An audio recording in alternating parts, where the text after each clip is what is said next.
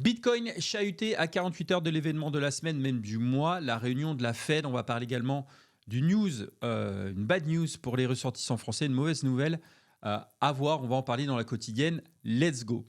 Commençons directement et passons dans le vif du sujet avec ce qui s'est passé ce week-end. Parce que, comme à son habitude, on a eu un mouvement typique qu'on connaît à chaque fin de week-end, c'est-à-dire des conditions de liquidité qui sont ultra faibles.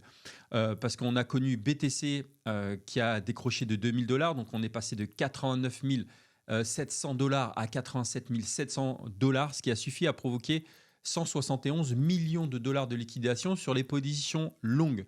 Mais quelques heures plus tard, qu'est-ce qu'on connaît? Le marché qui a inversé totalement la tendance, qui est reparti dans le vert, avec un rebond assez violent de 3 500 dollars jusqu'à 91 200 dollars. Et cette fois-ci, qui a liquidé 75 millions de dollars supplémentaires. Mais du côté, cette fois-ci, des shorts, et tout cela en l'espace de quoi? 4-5 heures. Et ce type de mouvement-là reste malheureusement assez classique dans les phases de marché à faible profondeur, donc typiquement le week-end quand les marchés financiers Wall Street est fermé, ou également il y a quelques ordres importants qui suffisent à faire sauter justement les positions trop exposées. Et là, je te parle des deux camps. Donc on va justement voir dans les tweets suivants que ce contexte de volatilité ultra extrême n'est pas dû au hasard, mais c'est la conséquence directe des conditions macro et de l'effet de levier encore présent sur les marchés. Justement, commençons. D'ailleurs, on peut regarder la bougie. Je voulais regarder. Donc là, pour l'instant, on est en train en journalier, d'avoir des hauts de plus en plus hauts et des bas de plus en plus hauts, ce qui est plutôt une bonne nouvelle. Et d'ailleurs, la bougie hebdomadaire est plutôt dans l'incertitude ici, à voir comment le marché réagit cette semaine. Ça sera intéressant de voir, surtout qu'on a la réunion de la Fed qui va arriver. Mais justement, je te parlais que pendant que tout le marché est à la recherche de confirmation de cette reprise ou non à la hausse, et que la volatilité secoue encore les prix, une fois de plus, stratégie continue d'appuyer sur l'accélérateur. Et ça, c'est plutôt un signe positif après le FUD de la semaine dernière, parce qu'on vient d'apprendre que stratégie vient d'acquérir 10 624 BTC en plus, l'équivalent de près de 1 milliard donc, de dollars en moyenne ici à 90 615. Donc, ce qui est frappant, c'est tout simplement cette cohérence, parce que peu importe la volatilité, peu importe la liquidation, stratégie poursuit exactement la même stratégie sur le long terme et ne se contente pas de prédire les mouvements à court terme, mais ils accumulent tous les jours dans les zones où la liquidité justement secoue les investisseurs, et ce à court terme. Et dans un environnement où la confiance se reconstruit tout juste, ce type d'achat massif crée un socle psychologique, qu'on ne veuille ou non, quand même assez intéressant et assez important.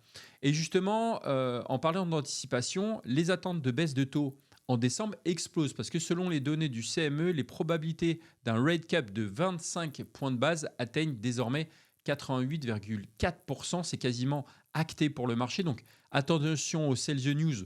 On couvrira l'événement mercredi en live à partir de peut-être 18h30, 19h. Je vais t'en parler. Sur la chaîne, on traduira la conférence d'après-annonce de Jérôme Powell qui sera aux alentours de 20h30. Les chiffres, ça sera à 20h. Donc il reste seulement 3 jours avant la décision du FOMC, et on sent bien que les investisseurs commencent à repositionner leur portefeuille en conséquence. C'est ce qu'il faut faire.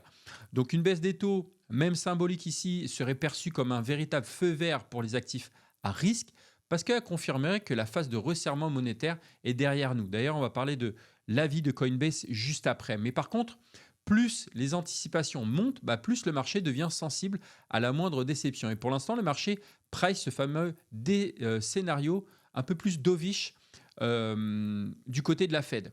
Et justement, dans cette anticipation du FOMC, il y a certains acteurs, en plus de stratégie, qui commencent à se repositionner de manière plus optimiste. On va en parler. Je voulais juste faire un petit aparté par rapport à l'offre exclusive.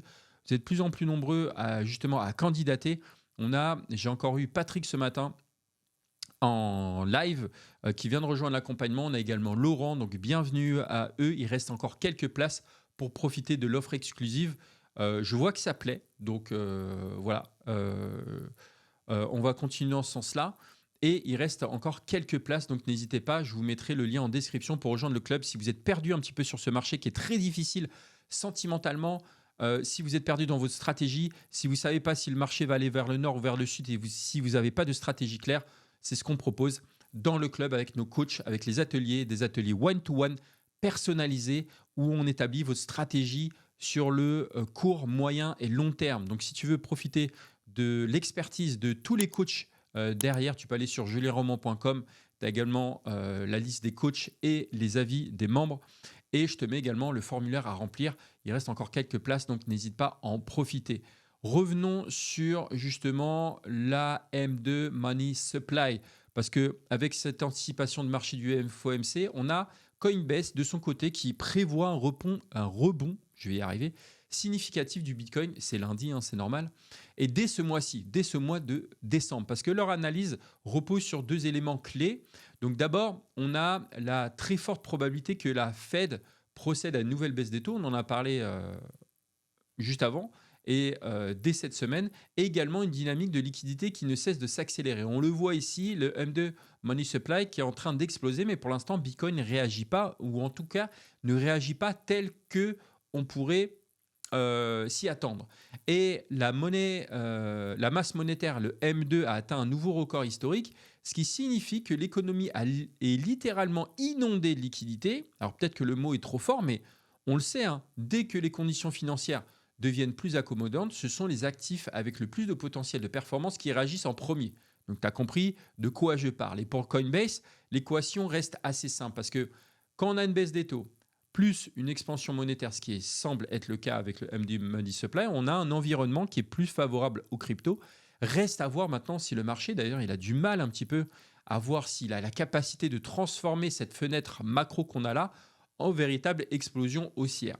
Mais the value proposition of Bitcoin is that it can serve the same on a GD Vance. D'ailleurs, ça fait très longtemps qu'on ne l'a pas vu, GD Vance. function, but in a digital age, a way that's secure, that's safer from fraud, that allows people Donc, qu'est-ce qu'il nous dit? Parce qu'en fait, on a certains analystes qui scrutent la macro et d'autres to signaux buy and politiques sell aussi and viennent store s'ajouter. value. Une dimension intéressante au niveau du récit du Bitcoin. Parce qu'on a le vice-président américain GD Vance qui a déclaré que le Bitcoin est sécurisé, le Bitcoin est plus sûr contre la fraude. Ce qui n'est pas la même chose, on va voir d'ailleurs avec la mauvaise nouvelle au niveau de la France d'ailleurs, juste après. Mais il a dit que c'est plus sûr contre la fraude et c'est un excellent actif de réserve. Écoutons-le. But in a way that's consistent with the modern technological age that we live in. Now, having said that, I fully accept there are risks to all of these things. Donc là, c'est quand même une prise de position, je ne sais pas ce que tu en penses, qui est assez forte, qui est assumée et surtout prononcée par l'une des plus hautes figures de l'administration américaine, parce que c'est quand même le vice-président américain. Et cela montre à quel point Bitcoin commence à être perçu comme un actif stratégique au niveau étatique.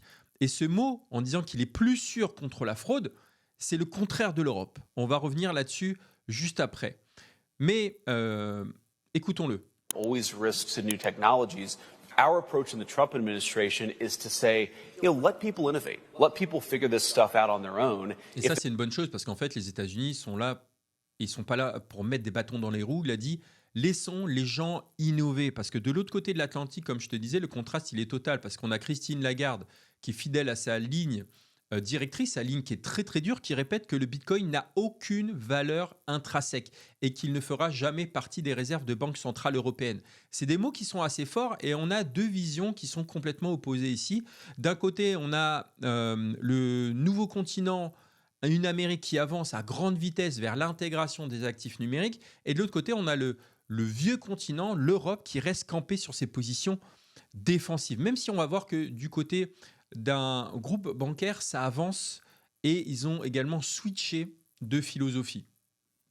Mais continuons justement avec cette dynamique avec Paul Atkins. Of using then smart contracts or... Alors, je ne vais pas te faire écouter, te traduire les 3 minutes ici, je vais te les résumer très succinctement parce que Paul Atkins, qui est le président de la SEC, donc le gendarme américain, au niveau de la finance, d'accord, qui dit que, en tout cas, qui a annoncé que l'ensemble du marché financier américain devrait migrer vers une infrastructure blockchain d'ici 2027. D'accord ? Donc, on parle ici des actions, on parle ici des obligations, on parle des produits dérivés. Bref, c'est la colonne vertébrale du système financier mondial. Et selon lui, la trajectoire, en fait, est désormais évidente avec la digitalisation totale, que ce soit des actifs numériques, et la tokenisation des marchés. Donc, c'est un changement structurel immense qui vise à rendre les marchés plus transparents, beaucoup plus efficaces et beaucoup mieux maîtrisés sur le plan du risque. Et quand le régulateur financier américain le plus puissant du monde annonce noir sur blanc que Wall Street va basculer sur la blockchain en l'espace de moins de 2 ans, ça confirme que l'adoption est déjà en marche. On ne parle plus ici de vouloir adopter, c'est officiellement déjà le cas. Et la suite, tu vas voir, n'est autre que la mise en place officielle de ce plan. Et justement, pendant que le marché connaît une semaine décisive, on a également une annonce de Binance ici. Je te la fais très courte. From 1 Ether to 300 million, we share. Et oui, en fait, la plateforme la plus utilisée au monde vient officiellement de dépasser les 300 millions d'utilisateurs. Et en fait, ça représente maintenant 3,6% de la population mondiale. Ça veut dire que plus d'une personne sur 30 utilise déjà la plateforme. Donc, c'est un chiffre qui est colossal et qui montre à quel point l'écosystème crypto continue de s'étendre malgré la volatilité, malgré les corrections, malgré les phases de peur extrêmes qu'on connaît actuellement. Et ce type de croissance n'existe dans aucun autre secteur financier aujourd'hui. Parce que chaque fois que Binance franchit un pilier, cela reflète l'adoption qui augmente, les cycles qui s'accélèrent et la base d'utilisateurs qui devient de plus en plus massive. Ça me fait doucement rigoler. Je vais t'en parler pourquoi, mais en plus de ce qu'on vient de voir aujourd'hui, on va parler de la news assez énorme pour notre écosystème, mais aussi pour les investisseurs français comme toi, avant de te parler un peu de la mauvaise nouvelle. Parce qu'on a cette fois-ci la BPCE, qui est l'un des plus grands groupes financiers du pays, qui vient officiellement d'ouvrir l'achat et la vente de crypto-monnaies à ses clients. Et ici, on ne parle pas d'une petite fintech, on parle de la Banque Populaire plus la Caisse d'épargne. Donc, on parle de 12 millions de clients, dont 2 millions ont déjà accès à l'option depuis ce matin. Et ça me fait marrer parce que j'avais un membre du club privé, donc je faisais la promotion ici, qui était à la Banque Populaire, qui disait qu'il avait une formation anti-crypto. Et ça, c'était il y a 1 an et 12 mois, enfin entre 18 et 12 mois. Et là, ils ont switché complètement. Ils ont fait une formation, ils ont formé leurs conseillers anti-crypto et maintenant, ils vont conseiller à vendre de la crypto. Ça me rappelle doucement certaines banques où 8 banques sur 10 maintenant américaines sont en train de proposer des services. Comme quoi, en fait, il y a un switch qui est fait. Je ne suis pas là en train de cracher, mais à un moment, il faut être, droit dans ses bottes et avoir la même ligne. Mais on est dans le côté positif. Je préfère que on passe du négatif au positif, mais ça montre comme quoi, en l'espace de 18 ou 12 mois, les choses ont sincèrement changé. Donc, c'est un tournant assez majeur pour plusieurs raisons, parce que la crypto, en fait, va rentrer directement dans le système bancaire traditionnel. Donc là, il n'y a plus besoin d'avoir des applications externes, d'avoir des exchanges, comme on a vu avec Binance, pourquoi pas, ou de procédures qui sont compliquées, parce que l'achat et la vente se font et se feront depuis l'application bancaire classique. C'est juste énorme, parce qu'on va voir également une autre raison, c'est la normalisation totale des actifs numériques. Et quand un grand groupe, une grande banque française propose la crypto au même titre que l'assurance vie ou un PEA, c'est que le débat, en fait, sur la légitimité du secteur est totalement terminé. Peut-être qu'il y a d'autres grands groupes qui vont également proposer ce service-là. Donc, on va vers une adoption nationale qui est en accélération, avec un déploiement qui se fera certes par vague dans les prochaines semaines, mais jusqu'à d'ailleurs couvrir l'intégralité du groupe BPCE, ce qui n'est pas encore le cas, même si c'est effectif dès aujourd'hui. Mais on assiste en direct à l'intégration de la crypto dans la finance traditionnelle française, et ce genre d'annonce, en fait, n'a pas d'impact immédiat sur les prix, mais structurellement, c'est quand même assez puissant. D'ailleurs, ça sera passionnant de voir ça du côté des États-Unis, également avec le 401k, avec le fameux plan épargne. Avant de te parler de la mauvaise nouvelle, je voulais te parler d'une bonne nouvelle. Je t'en ai parlé déjà et je voulais t'en reparler. C'est tout simplement, je vais te le mettre en français, c'est de gagner en fait des places pour la Ligue des Champions, des récompenses en CRO. Je te mettrai le lien également en description, parce qu'on a la campagne Champion 100. Donc il suffit tout simplement, et ça c'est pour les 1000 premiers participants, recevront 25 € en CRO. Et du 27 octobre au 5 janvier 2026, vous pouvez gagner des places pour la Ligue des Champions. Vous avez toutes les modalités ici. Je vous mets ça en description, donc n'hésitez pas à en profiter. Donc, vous créez un compte sur crypto.com via le lien en description avec le le code Champions100 pour être éligible justement à gagner des places VIP, 2 places première classe plus hospitalité pour la Ligue des champions UEFA et des récompenses en CRO. On finit sur une mauvaise nouvelle. J'aime pas finir sur une mauvaise nouvelle, mais il fallait que je t'en parle. C'est tout simplement la Cour des comptes qui propose désormais d'obliger les Français à déclarer, qui propose, je spécifie, qui propose d'obliger les Français à déclarer leur wallet crypto auto-hébergé, c'est-à-dire tous les portefeuilles non-custodial. Ce n'est pas encore fait, mais on parle ici de potentiellement de Ledger, de MetaMask, de Trésor. Et dans un rapport publié le 4 décembre 2025, donc il y a 4 jours, l'institution recommande d'imposer la déclaration obligatoire de ces wallets dès qu'ils dépassent un certain seuil de valeur. Alors pour l'instant, ce n'est pas encore défini, mais il demande même d'aller plus loin que la directive européenne, la DAC8. Je te rappelle, je t'en ai parlé la semaine dernière dans les quotidiennes, qui vise, elles, uniquement les plateformes régulées. Donc il veut aussi, en tout cas ils veulent aussi aller un petit peu plus loin et instaurer une obligation de notifier l'administration fiscale de la détention de tout portefeuille auto-hébergé au-delà du seuil fixé. Donc aujourd'hui, c'est le cas pour les comptes détenus à l'étranger, je te rappelle, sur les exchanges par exemple. Mais si cette réglementation passe, on va devoir aller jusqu'à déclarer les wallets dont on est soi-même propriétaire. Bref, j'espère qu'on n'ira pas jusqu'à ce point-là, parce que sinon... Bref. Donc ces propositions ont des très fortes chances, je préfère te prévenir, d'être intégrées dans la loi de finances 2026 ou 2027, avec une application probable sur les revenus 2026 ou 2027. Donc on a encore un petit peu de temps, mais il faut s'y être préparé dès maintenant. Et donc une déclaration probable en 2027 ou 2028. Ça fait beaucoup de dates.